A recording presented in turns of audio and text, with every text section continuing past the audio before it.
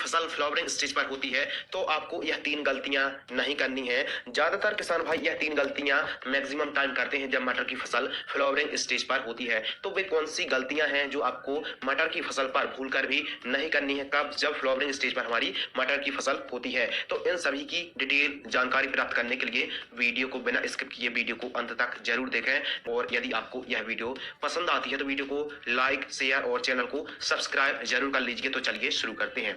मटर की फसल पर पहली गलती, यूरिया का आपको इस्तेमाल नहीं करना है कब जब आपकी मटर की फसल फ्लावरिंग स्टेज पर होती है। तो आप अधिक मात्रा पर नाइट्रोजन यानी यूरिया का प्रयोग ना करें। जो भी आप फर्टिलाइजर, जो भी आप उर्वरक हो या फिर ऑर्गेनिक खादों का प्रयोग करना चाहते हैं तो फ्लावरिंग स्टेज से पहले पहले आप खादों का प्रयोग कर लीजिए। यदि नाइट्रोजन की मात्रा अधिक हो जाती है तो हो सकता है कि हमारी मटर की फसल बढ़वार तो प्रॉपर ले जाए, लेकिन जब दाने भरते हैं, फलियां लगती हैं, ठीक तरीके से ना लग पाए और उपज भी हमको कम प्राप्त हो सकती है। तो इसलिए यदि आप नाइट्रोजन यूरिया का प्रयोग करना चाहते हैं तो फ्लावरिंग स्टेज से पहले पहले तक आप जो भी खादों का प्रयोग कर लीजिए। लेकिन जब मुख्य स्टेज फ्लावरिंग स्टेज पर होती है आपकी मटर की फसल तब आपको यूरिया यानी नाइट्रोजन का प्रयोग नहीं करना है। दूसरी गलती, जब मटर की फसल फ्लावरिंग स्टेज पर होती है तब आपको सिंचाई नहीं करनी है। कई किसान भाई क्या करते हैं कि जब फ्लावरिंग स्टेज पर मटर की क्रॉप होती है तो सिंचाई कर देते हैं। देखिए, यदि आप मटर की फसल पर फ्लावरिंग स्टेज पर क्रॉप है और यदि आप सिंचाई करते हैं तो जो फ्लावर है ड्रॉप भी हो सकते हैं, डंठल कमजोर भी हो सकते हैं, या फिर जो फूल आने वाले हैं या फिर फूल लगे हैं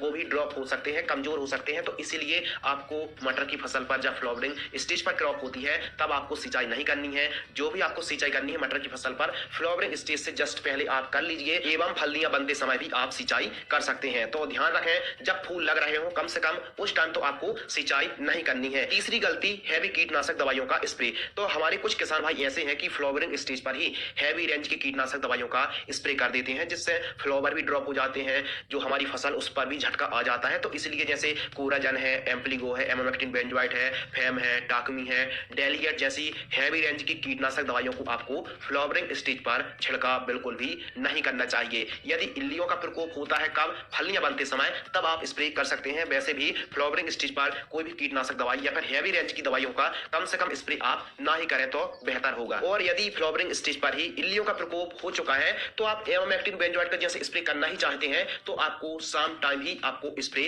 करना चाहिए, या फिर सस्ती रेंज की दवाइयों को भी आप स्प्रे कर सकते हैं फ्लावरिंग स्टेज पर। समय समय पर आपको खाद दवाइयों का ही प्रयोग करना चाहिए और आवश्यकता अनुसार ही आपको सिंचाई करना चाहिए। तो मटर की फसल पर यह कुछ ऐसी जानकारी थी जो आपको गलतियां नहीं करनी है। और यदि आप जानकारी चाहते हैं मटर की फसल पर कब कौन सी खाद देनी चाहिए, कब कौन से स्प्रे करना चाहिए, एवं A to Z संपूर्ण जानकारी हमने कुछ टाइम पहले ही वीडियो अपलोड की है, लिंक आपको डिस्क्रिप्शन में मिल जाएगी। आप उस वीडियो को जरूर वॉच करें। तो फिलहाल आज की इस वीडियो पर बस इतना ही। धन्यवाद, नमस्कार।